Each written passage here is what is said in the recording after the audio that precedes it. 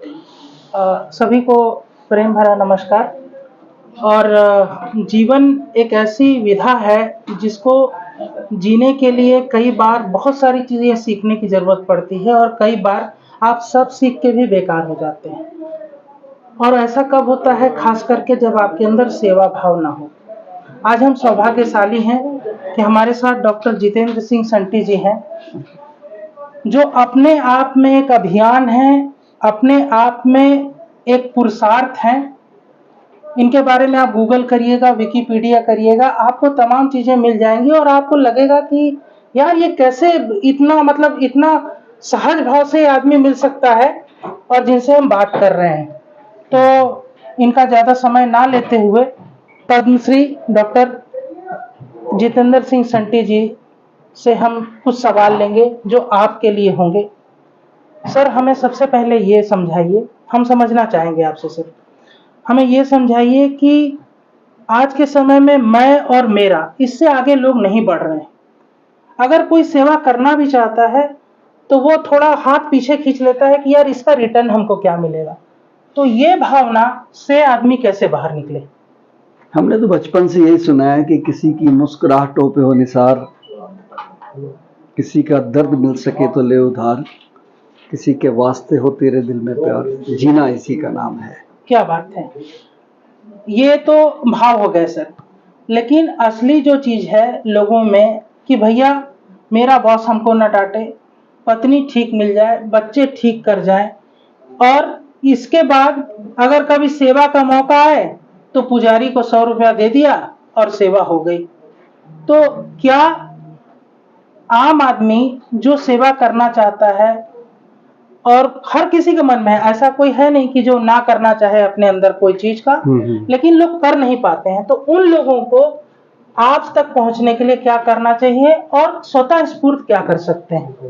देखिए, सेवा माँ के पेट से जब इंसान पैदा होता है ना, तो कुछ संस्कार ईश्वर देता है। जैसा हम अपनी माता को देखते हैं, पिता को देखते हैं, जैसा हम समाज का स्वरूप देखते हैं, वैसे ही डल जाते हैं। अब रेगिस्तान में रहने वाले लोग, उनको पानी की कद्र पता है। अरब कंट्री में रहने वाले लोग, उनको पता है कि फल बहुत ऊपर लगना है खजूर का। जिन लोगों को सुख सुविधाएं बचपन में मिल जाती हैं, वो कर्म से डरते हैं। वो लोग खुद कर्म नहीं करना चाहते हैं, उनको पका पकाया कर्म चाहिए। तो मुझे लगता है कि हमारे देश में, हमारा देश कर्म प्रधान देश है। हमारे पूर्वज, चाहे हमारे ऋषि मुनि रहे हों, गुरु रहे हों, संत रहे हों, उन्होंने हमको एक ही बात समझाई है कि हमारा जो शरीर है ना, ये थोड़े दिन के लिए है। कबीर जी ने कितनी बड़ी बात कही, हाड जले जैसे लकड़ी, केस चले जैसे घास, एह जग जलता देख के भया कबीर उदास। कि हमारा शरीर तो खत्म हो जाना है, तो जितने दिन है, अगर हमने भी वही करा जो पशु और पंछी कर रहे हैं, क्योंकि पंछी पैदा होते हैं मर जाते हैं, पशु पैदा होते हैं मर जाते हैं, हम तो पैदा हुए हैं तो जो 84 लाख जून के बाद जून मिले, कुछ करने के लिए मिली है। भाई रोटी खा के मर गए अगर, तो गुरबानी में लिखा है, पशु मरे 10 काज सवारे, नर मरे कछु काम ना आवे। हमारे शरीर को या दफना दो या जला दो। पशु की तो हड्डियां भी काम आती हैं, उनके बाल भी काम आते हैं, सींग भी काम आते हैं, नाखून भी काम आते हैं, चमड़ी भी काम आती है। हम ही हैं, बल्कि हम भी जाते जाते नुकसान ही करके जाते हैं प्रकृति का। सारी जिंदगी एक वृक्ष नहीं लगाते हैं, और जाते जाते हम 4 क्विंटल लकड़ी और ले जाते हैं, जिसका अधिकार नहीं है हमको।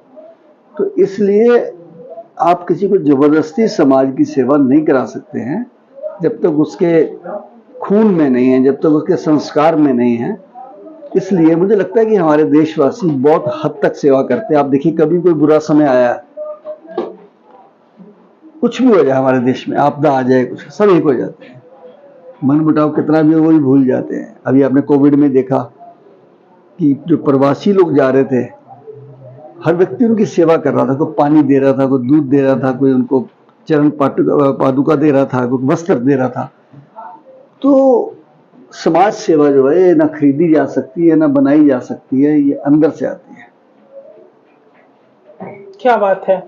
यानी आप जो संटी सर ने कहा कि आपको खुद को जगाना है, दूसरा कोई नहीं जागेगा। आप अगर करना चाहते हैं अपने घर से शुरुआत कीजिए, अपने पत्नी की सेवा से लग जाइए। अगर पत्नी है तो पति के ऑफिस का चीजों को समझे, और समय इतना ही मिला है जीवन में जितना सबको बराबर समय मिला है। ऐसे में एक आदमी यहाँ पर सच्ची सेवा भाव से शिखर को प्राप्त कर लेता है, और कुछ लोग शिखर पर रहकर भी गिर जाते हैं। ये हम लोगों को विश्वास दिलाना होगा कि हम महान देश, महान सभ्यता के प्राणी हैं, और हमारा कर्तव्य है कि जीवन में दूसरों के लिए भी कुछ करना। बहुत बहुत धन्यवाद सर आपका।